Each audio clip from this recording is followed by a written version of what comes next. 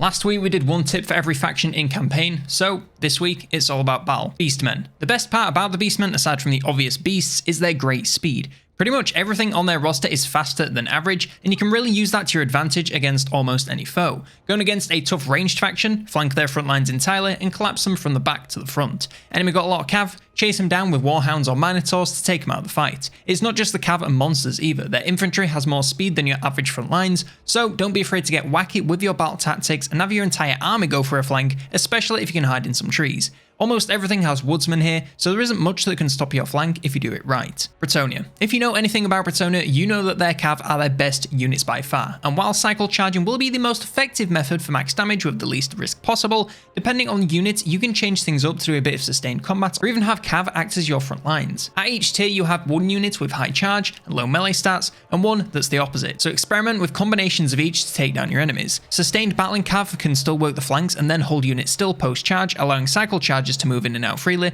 to totally dismantle pretty much anything. Just make sure you always focus ranged with this faction, as the reliance on cav, which are inherently larger than infantry, can make you an easy target. Chaos Dwarves. Almost every unit on the roster has either the Malign Authority or Contempt ability, with the former being on your lower tier goblin related units. Most of these units are pretty weak with some poor stats, including leadership. However, if you place these units close to something with Contempt, you can give them a boost to this low leadership, allowing them to stay and fight just a little bit longer. Admittedly, this only matters early on when you can't afford anything better, but it can help you squeeze every drop of usability out of these low tier units and keep them relevant just a little bit longer in the campaign. Whether that's a Contempt, ranged unit, and Malign melee, just make sure that you place them all close to each other to reap the rewards. And even when Malign units do rout, Contempt units won't bat an eye, so you hardly need to worry no matter what happens. Demons of Chaos. Alongside the Warriors of Chaos, the Demons have one of the largest rosters in the entire game, with all of the monogod units at their disposal. This allows you to build armies using the best parts of every single branch of Chaos, like the front lines of KHORNE, Cav of SLAANESH, Ranged of TZEENTCH, and the stinky monsters of NURGLE. You also have access to a wide range of laws of magic from each of these branches, so really don't be afraid to mix and match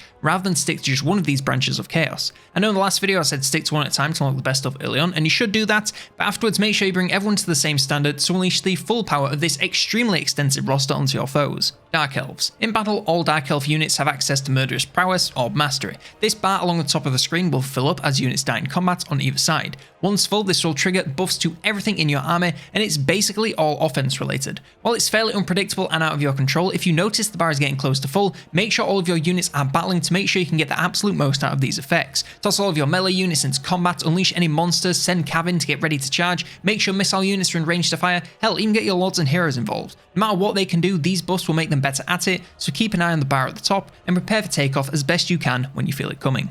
Dwarves. The Dwarves are good at a great many things, but moving fast is sadly not one of them. They have one of the slowest rosters in the game, and if you find yourself chasing foes, you're likely to do nothing but tire out your troops, and more than likely get yourself into a less than favourable position. It also means they're incredibly vulnerable to being flanked, since they simply cannot react fast enough if enemies make their way into their backlines, and while their full roster is pretty tough, backlines still don't want to be melee if you can help it. When playing as the Dwarves, just make sure you're as turtled as possible and covering at least your sides to protect your precious ranged units. The backlines is where basically all of your damage is going to come from, so protect it at all costs to keep the damage coming, and turtling is the best way to do that. The Empire. Honestly, it's hard to think of a tip for the Empire since they're just all around decent at most things. Good front lines, ranged, cav, and of course who can forget about the artillery. Since I can't think of anything better, I'm going to recommend you a Lord-Hero combination, that being the Huntsman General and the Bright Wizard. Now I hear you that firecasters are weak because enemies have armor, and you're right, but that's why you use the Oil Flask ability from the Huntsman first, which not only applies a 50% bonus to fire damage on hit units, but also cuts their speed in half, making them even easier to hit with a tasty flambe in a 1-2 striking combination. If you've never tried it before, it can be really powerful and extremely great fun. Grand CATHAY. Similar to the Chaos Dwarves, CATHAY units all have either yin or yang passives, and placing units from each side close to each other will grant specific bonuses to their alignment. Yin units gain speed, reload skill, and leadership, and yang units gain leadership, melee defense, and attack. These buffs start pretty low but can be increased if you also have a unit nearby with a harmony amplifier, such as a Lord, Hero, Woojing Compass, or War Drum. So when laying out your formation, be sure to make sure every single unit possible is getting their harmony bonus and an amplifier. Obviously, it's not going to be possible to get everything to the max level, especially once combat hits and everything gets moving, but whenever possible, get them active since it's better to have them than not have them at all. They are literally free buffs for standing next to other units, so why not? Take a hero or two in your armies and space them out equally to get those amplifiers on your troops. Make sure you don't prioritize this over moving your troops where they need to win the battle, but keep it in the back of your mind whenever you give movement orders, since they are quite literally free buffs, so you might as well. Greenskins. Alongside their campaign wars, in battle the Greenskins also have access to the other minor wars in the form of army-wide buffs. These are unlocked via filling up a bar on the right side of the screen, and this is filled up for every single unit you have in melee per second. And if you're thinking these just some minor buffs, well you're wrong, because they're actually pretty damn strong with increases to all weapon strength as well as melee, and even immune to psychology tossed in there. The best part is you can have as many of these as you want. Granted, each time you need more and more points, so realistically the likelihood of getting more than say 2 in a single battle is pretty low, but still. So where other factions may be more patient and wait for enemies to come to them, try to get into combat as fast as possible, especially with anything in melee, and keep them in combat for as long as possible to gather points as fast as you can to call the war. And of course, once you pop, doubly make sure that everything that can fight in melee is doing so to get as much value as possible per cast. High Elves. Every unit in the roster either has martial prowess or mastery, and all this means is whenever they're above 25% HP, they gain some buffs to melee attack and defense. The attack isn't great unless you're talking mastery, but the defense is pretty decent the whole time. This really encourages you to make sure you use your troops in melee while they're at high HP to make the most of these bonuses, whether that's simply to hold enemies still or deal some great damage, and you want to keep them at this high HP buff state for as long as possible. So, get your melee troops engaged and protect them at all costs by taking out enemy range as soon as possible and focus on high damage units attacking them to keep them happy, healthy and alive. Pretty much every unit is built with this buff in mind, so once they drop below the threshold and lose the bonus stats, they fall off a significant cliff, and the last thing you want is getting down to your last handful of units and they're all too beaten up to perform decently. Keep units healthy and make the most of those good stats while you have them. KHORNE. You wouldn't think looking at them, but leadership is possibly the most important stat for KHORNE, and yes, I'm saying that above attack and damage. We all know that demons are weak to magical damage since they rely on resistance, and if their leadership gets too low from any source, they'll start to disintegrate just like the undead. And having a high leadership isn't just important for demon units. For the Marauders and Chosen, they all come with the Mark of KHORNE, which grants them Frenzy. When above 50% leadership, they'll gain bonuses to weapon damage, charge bonus, attack, and immune to psychology, which will of course help them stay at that high leadership. It's nothing crazy, but an extra 10 attack and 10% extra damage in every form on every single human unit is a pretty serious buff, so keeping active as long as possible should be your goal in battle. If you see units start to get a little bit nervous, as much as it hurts the lore, pull them back and let them catch their breath and reacquire their nerve before sending them back in for more. Of course, it's inevitable leadership will fall in battle, but if you can mitigate it as much as possible, you'll have a much more effective army. So spread out your lords and heroes and inspire your troops to keep them fighting fit. KISLEV. Every unit aside from monsters in KISLEV has the Buy Our Blood ability, which grants them 30 seconds of Unbreakable once their leadership breaks. When this pops, you have a couple of options of what to do. You can either leave them doing whatever they're already doing and try to deal as much damage as possible before their time runs out, and they inevitably shatter from the excess damage. Or you can pull them out and get them close to other units like a lord or hero to try and get their leadership back in time for the ability to run out. While both are perfectly viable options depending on your situation, I tried to stick to the second one as much as possible for one very simple reason. Their leadership is breaking, so chances are whatever combat they're in isn't really going very well, and 30 seconds of extra fighting isn't going to make much of a difference. Add on the fact that once the time runs out, they'll almost certainly be shattered and all you've done is a small amount of extra damage and you've totally lost your unit. Instead, if you pull them out and try to get them back in the green, you can then give them a breather and get them back into combat, this time searching for something they're not going to lose instantly. It's not like they're going to go on to be a one-man army for the rest of the battle after this, but if it gets them a little bit more value than allowing them to get slaughtered and be wiped off the board completely, it's worth it. Lizardmen. The lizards have one of the largest selections of monsters in the game, and many of them come with Rampage. This makes sense since they're all literal dinosaurs after all. Once a unit takes too much damage, they'll go on a rampage where they'll ignore all orders and charge headlong into the nearest enemy unit in a fit of rage. When this happens, you have two options to keep the units alive. You can either bring units in to support whatever combat is stuck in. If the combat is remotely winnable, then this is the best solution since it can actually work out in your favour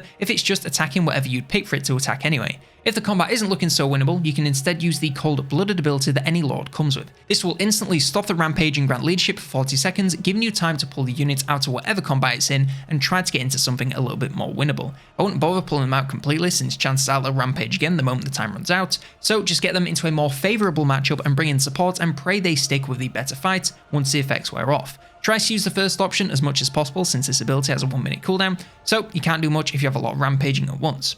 So see it more as a last resort to save a doomed unit, rather than a first port of call when anything rampages. NORSCA. Their roster is made up of monsters and monster hunters, but we're going to focus on the human side of things here. All humans have either the Rage or Berserk ability, with Rage being by far the most common. As units with this ability spend more time in melee, they will gain more physical resistance, leadership, and attack. Now, this is nothing groundbreaking, but it will make your units perform just a little bit better in most areas, so you might as well. Get these units into melee as soon as possible and keep them there to stack these buffs as high as possible, especially if you can get to their max rank fighting weak units and take the fight to strong ones while still at high health with enhanced stats. Honestly, I'm clutching at straws here. NORSCA are super simple, so this is all I got. Get them fighting as soon as you can, and make sure you keep them there with high leadership to get as much value as possible. NURGLE. If you know anything about the NURGLE roster aside from the colour scheme, you know that poison damage is their entire gimmick. Pretty much every single unit has it, so no matter what they're hitting, they're applying what I think is one of the best weapon effects in the game. It just makes whatever it hits worse in almost every way that matters. Now the front lines you don't really need to worry about applying it, since anything on the front lines will be in melee, so it'll be hit no matter what they end up fighting.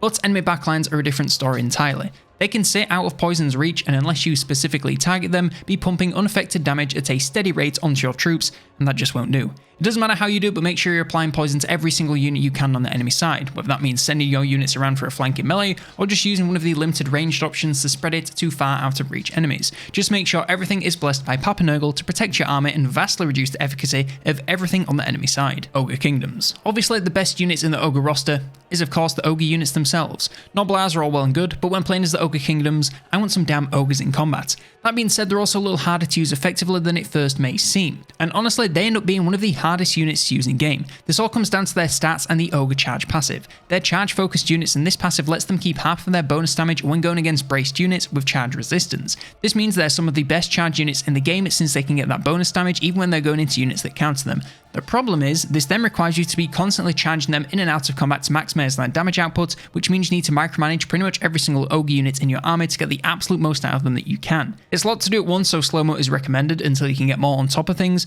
You can just send them in, but you're leaving a lot of damage on the table and will likely take a lot more for it for your trouble. So if you can manage it, get them cycling ASAP. SKAVEN. One of the most annoying parts about fighting the SKAVEN in battle is of course their SKAVEN slave summons, which they can literally pull out of thin air. Sure, the units are pretty harmless most of the time, but the fact that you can't do anything to counter them outside of killing them as soon as they appear is frustrating to no end.